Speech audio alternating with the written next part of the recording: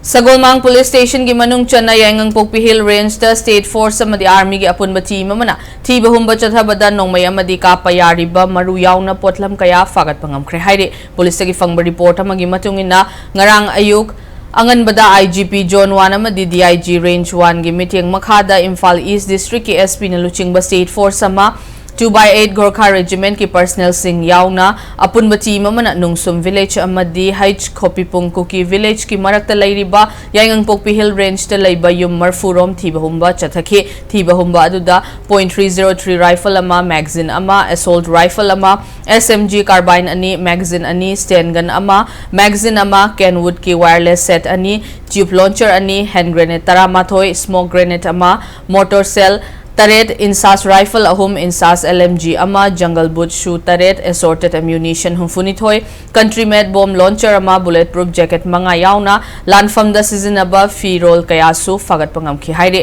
combing operation adu the Imphal East District Commando team Sagolmang Police Station ki police team Imphal East Reserve Line ki personnel nupi personnel yauba special commando ki team amadi Gorkha Regiment ki personnel singsu sarukya khia haire police na fagat laba polam sing adu Sagolmang Police Station da makhataba legal action lawkhat na ba sinakre haide